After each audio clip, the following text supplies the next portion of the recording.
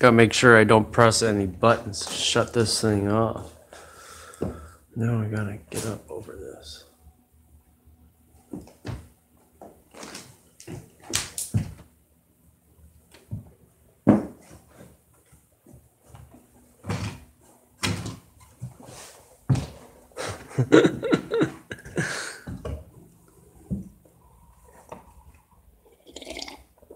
Well, it's the first time I've really sat down to do a live stream for about an hour while holding a phone.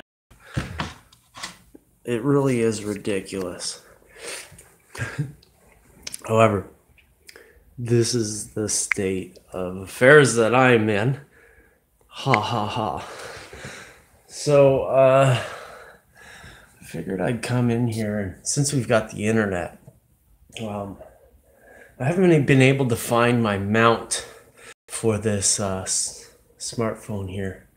I got an open window here. I can see my neighbor, and it looks like he's a little ripe. Anyways, I gotta get this thing back started. Like, how long has it been since I've been able to make a legit video or even sit down and have a live stream and talk to people? Where's the camera? There you are. Sorry.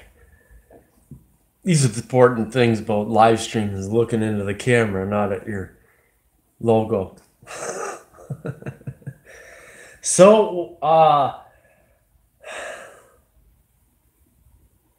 I'm at a really, I just figured I'd do a live stream talking about all the things that are happening, because there are a lot of things that are actually happening, and I'm not really able to accomplish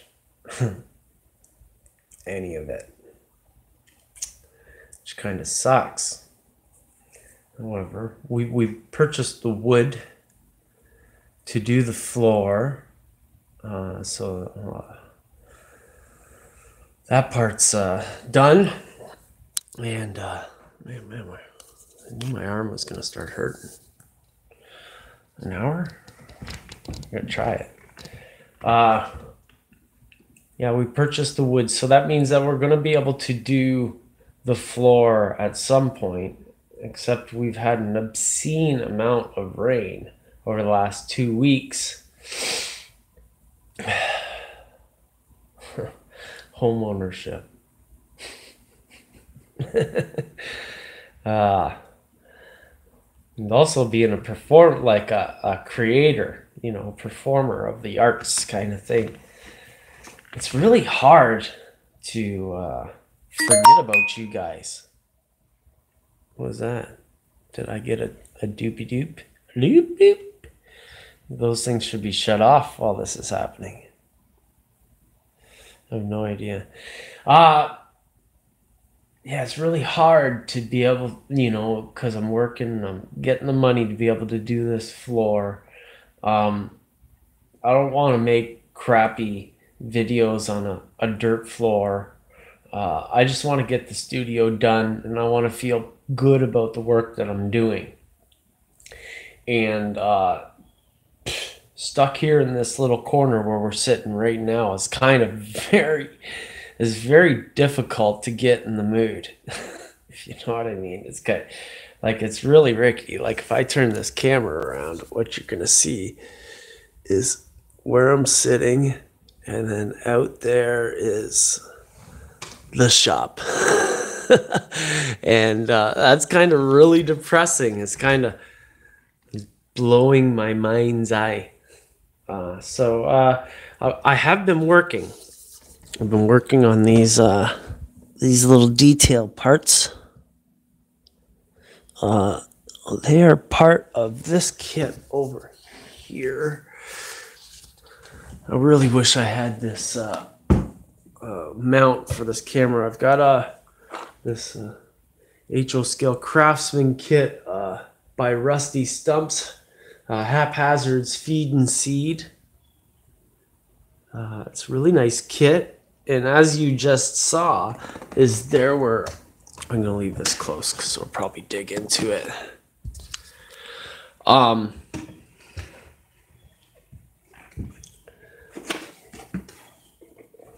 There's lots of detail parts, and some of the detail parts are actually 3D printed. And so all these are 3D printed. This is 3D printed. That's 3D printed. These gray ones right here, 3D printed. And then there's the real high quality resin castings. Like this is a unique resin. It's not your regular soft white resin. Same with these. It's like that pink resin. And I just got a first coat of paint on them so that we can get some tooth on those details. And you know, I really love to make a video on how I'm painting these. Not how to paint these, because, you know, painting details is it's something that nobody ever practices, you know. Like, I know of one modeler in my mind that's all they do, it seems. His name's Mario Rapine, and if you two guys are watching, you know who I'm talking about. He's always got these detail part sets, and it's like he's getting these craftsman kits to build, and somebody else is building the kits, and what Mario's doing is painting the detail parts. And this is what I'm thinking. They're part of a custom build operation. I don't know what it is exactly, but I have my ideas. Anyways, I digress. So some of the things that I really liked about this kit was I was on a podcast recently. Sorry about these hand angles and stuff. I've got a mount for this camera, and I've got a really nice, gosh darn, tripod. Like when the words don't come direct right away, you want to swear. Or at least I want to swear. So I digress again. So another thing I wanted to point out about this kit, I think I don't know the exact price off the top of my head. Let me look.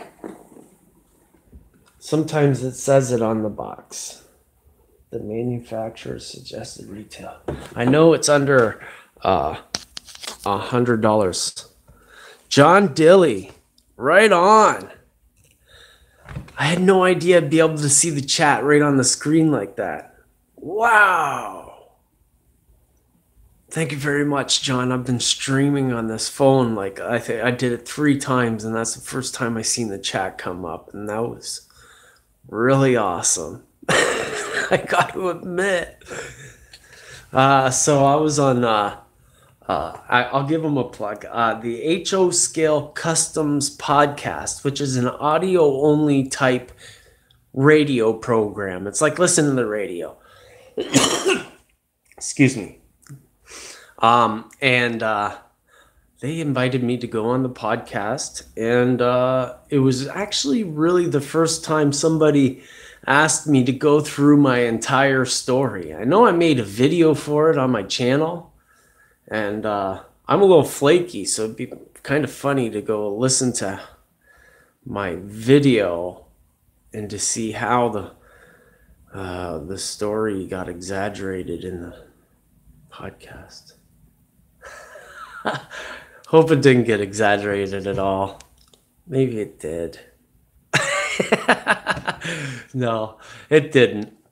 I brought it up because it's a good reference, you know, when you see people who tell their story. It's nice to see how the story stays the same. But I was on the HO Skill Customs Bench Time podcast, episode 39. Not last week, the week before. Good job not swearing. Yeah. Hi from Virginia. Nice job on the interview. Thank you very much. You know, those guys are, you know, I'm not going to call them let's call it for what it is. I think Brett's the dad. I always get their names mixed up because they're both kind of like what I determine the children's names. So everybody's saying hi, Wicked, right on. And so the father was in the hobby long time ago, and he's got a plethora of hobbies that he's interested in, like the Civil War and stuff like that, and that's awesome. And now that his son's got children of his own, has a nice job, he's building a layout. Todd is the dad, Brett's the son. Right on, thanks. And I still get it wrong. Because I think to myself, it's the opposite one. And then I get it wrong each time. And these assumptions I make, right? So Todd just got into the hobby. So Todd, maybe I should go back to the chat and make sure I got that. I'm not going to say names. The son, the son just kind of had experienced this through his dad growing up, right? But is really getting into the hobby now and is getting, he's kind of like the new one. And the father really didn't go too far with the hobby before, but is now going to the nines with the fine scale craftsman stuff. And this is really something that's replayed around North America, let alone the world, when you build that first craftsman kit, and I don't know if it was the father or the son that built that first craftsman kit, but it's a game changer. You know what I mean? Hello, Joseph. Hello, BNSF 1982. I think I got everybody. It kind of goes past fast, and there's no whatever. Actually, that brings me, okay, so I'm going to finish talking about this book, and then I'm going to go into the actually, that actually part. So this, when you usually get instructions, and I can pull out instructions here and name and shame somebody, but the point I think that should be made is that even though you can name and shame somebody, the fact is that instructions don't have to be extensive. Usually when people buy craftsman kits, they want it as cheap as possible, and they're already experienced in it. However, if you're not experienced in a craftsman kit, there are certain that I think that should be in your purview. And, namely a kit that has like this is a bound book. You can sit it flat on your desk, and it, how many pages are there? Maybe 100? Are they numbered? Maybe they're numbered. That would be very handy for a guy making a video there. Well, 109. Good guess, wasn't it? Good guess. 114 pages. And it's got step-by-step things. Like if you look at this page right here, you'll see a little box right there where the words are. And once you're done that paragraph, guess what? You put a check in the box, and if you skip a step and you go to the next page, you want to work on the roof, I already said I'm a little flaky. I go to all whatever I feel like on the model. You just put the check off in the book, and it's like it's legit step-by-step instructions, and you just go through it, and it doesn't have to be color, laser printed and stuff like that. All that stuff's really cool, and I've seen manufacturers use that stuff very effectively. But I gotta say that Rusty Stump Scale Models makes a kit that's under $100 American, and has probably about 30 detail parts, nice detail parts, better detailed parts than 75% of the Craftsman kits on the market today. Yeah, like if like this is comparable to Foss, Bar Mills, Sierra West, South River, Fine Scale Miniatures. The Rusty Stumps is in the mix, and that's all there is to it. Sorry, I keep on looking over to this side of the camera's there. It's there. It's actually right there. So yeah, instructions. Another thing is a Craftsman kit. I still remember, I said actually, and I had a story for over there, but I still got more points about this gosh darn kit. You hear that, John? Avoided the swear again. Multimedia. It's got laser cut wood. It's got laser cut doors and window parts. It's got plastic injection molded parts. It's got hydrocal dock. It's got dowels if you want to put it on a make it into a dock like on a waterfront. It's an exceptionally engineered kit. And when I say that, it's not a board on board. Thanks, John. It's not a board on board. I want to get an example here. So if we look at this, that looks like a normal kit right there. However, when we turn it around, we see how the engineering is complete, so that when we fit one building into the next one, it slots in, and that gives it's not over engineered. That gives you ample room to glue that piece in square and true, and it's a good model, right? I haven't even built the thing.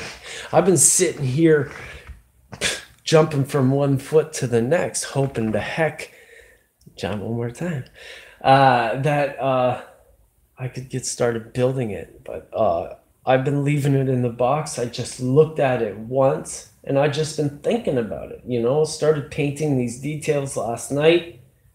I tried to make a video, tried to test things out, and it's just not good enough. And I know you guys will just wait.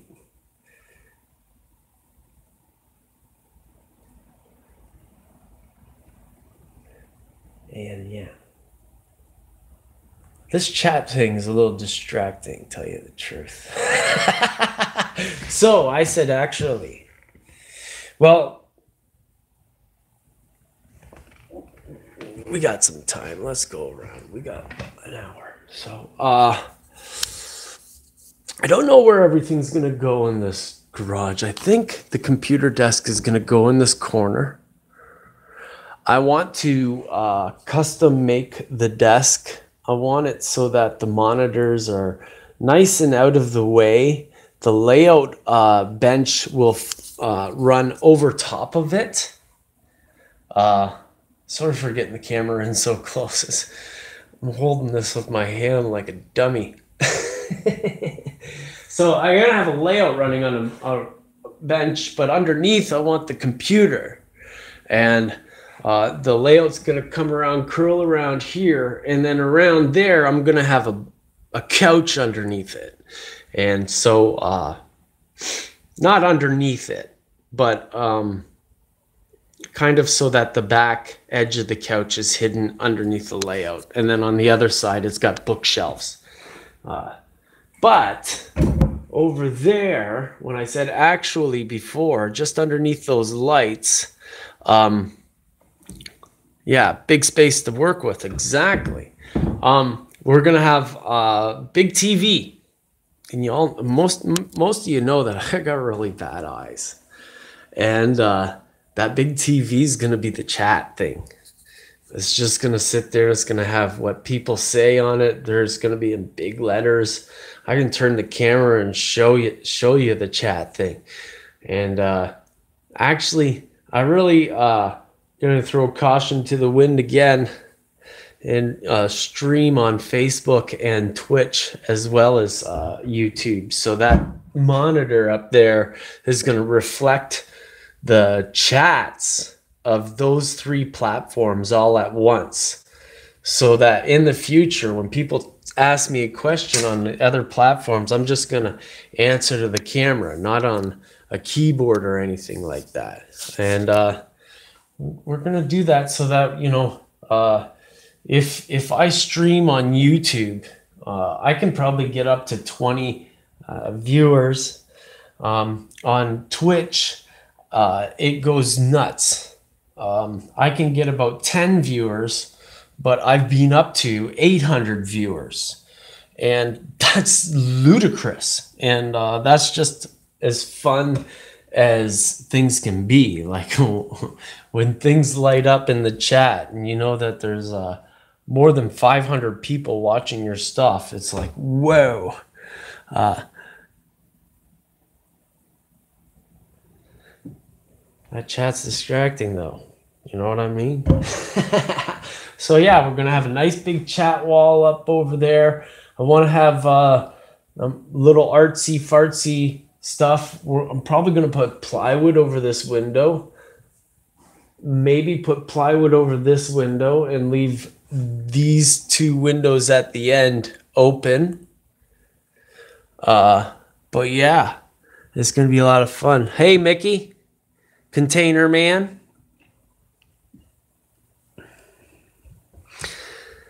Well, the thing is there, Container Man, is that you're right, number one. But I'm going to have my son, nephew, and daughter being camera people and also being the chat monitors. Like, this isn't like a rickety old shop like I always had before. Like, this is 20 foot by 20 foot studio that it's got a hardwood floor now, but it might have one after. We've got the equipment to really do it now. I upgraded the computer just before we moved here. So we're in a really good place for having things rock and roll with, you get sick and tired of the tribes of this hobby. And if you pigeonhole yourself in one platform, what will happen is that, there's place like, okay, I'll give you the example of Instagram. I didn't even know what Instagram was. I had no clue. Instagram had no worth, no value to me up until about a month ago. And so what happened was in early August, the guys at the HO Scale Customs said, Ron, we'd like to, or they wanted to write an article about me. And what they wrote the article about me was stuff that I had shared on Facebook. Excuse me. And that was really a, it was like not really conclusive. Like, I don't share everything. If you share everything, you turn into a spammer, and that's bad. FYI. So what they got off my Facebook wasn't really the best, right? So what I thought to myself is these guys are going in hard on Instagram. So what I'm going to do is I'm going to go back in my portfolio and grab all my photos and just share them. Great. I put in probably 30 photos over 2 months.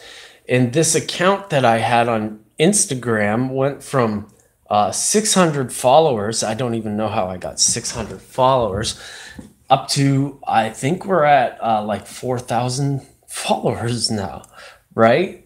And like those HO Scale Custom guys I think they're around 2,000. Like, I think Rapido Trains is at 1,600. Like, it's ludicrous. But the effects. So all I was doing was sharing the photos on Instagram so that the HO Skill custom guys could see them, so that we would have stuff to talk about, so that they could be really interested in it. Well, those guys were doing proper research in the background, like everybody expects. More assumptions from me. And like I just got screaming amount of followers on Instagram. And since then, I get like an offer a week to do a commission, and people want to send me money right away. It's like, what are you talking about? And it's actually really ludicrous. So before, my audience was kind of like rural North America, and now my audience is kind of like the metrosexual, you know, like up to like 20 to 35, New York City, Paris, London, England, and they want me to build models for them, which is very cool. Like last year, I got sent a photo of a Chinese hotel, and I built that thing in about 2 weeks. And I'll tell you right now, those 2 weeks, I was in a manic fit, and it was like the best, because when you feel like you're just driven to accomplish something, and that accomplishment becomes a fact. Wow. Like, that's as good as it gets. That's like winning the championship, getting a shutout on your championship hockey game. Goalie, shout out goalies.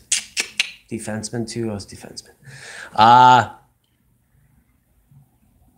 Oh, I think chat locked up. Maybe did, maybe didn't. You said it looks like a structure. You talk about the Chinese building, Roy? Yeah, it blew me away. It came together. Like, it's not totally legit prototype. It wouldn't cut the mustard for a rivet counter. Like, the tiles are probably a 4-inch tile, and on that model, they're probably a 14-inch tile, right? It's, that's the fun stuff. So this Instagram thing and getting commissions from people, like Joshua Smith makes these garbage cans, like those, the garbage cans with the plastic flippy lids, and the truck comes up and puts the forks in them and puts it up over the top.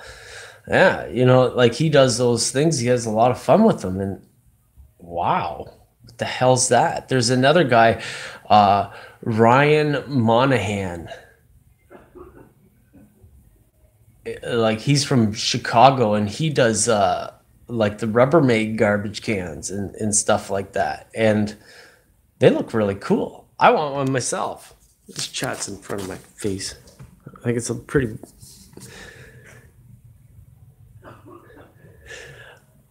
Jeeps!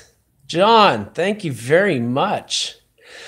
So yes, Container Man, this is the structure of its own. It's a garage.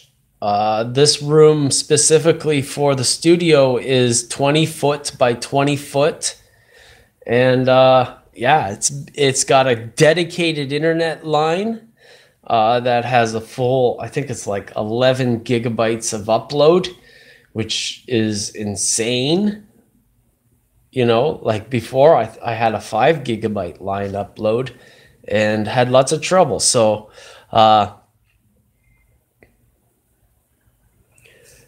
yeah.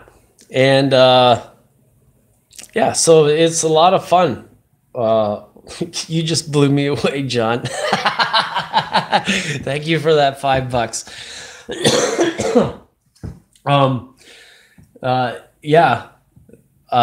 So it's going to be a lot of work to put this together. That's all there is to it, because it is a really old building, and we're just not going to tear it down and rebuild it. We're putting it together as cheap as possible. So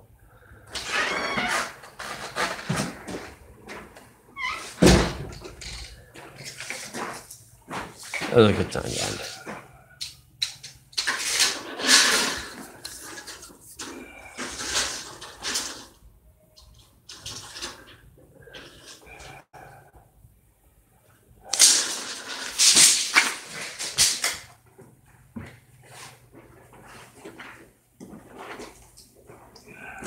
Is there any way you can clean all this up?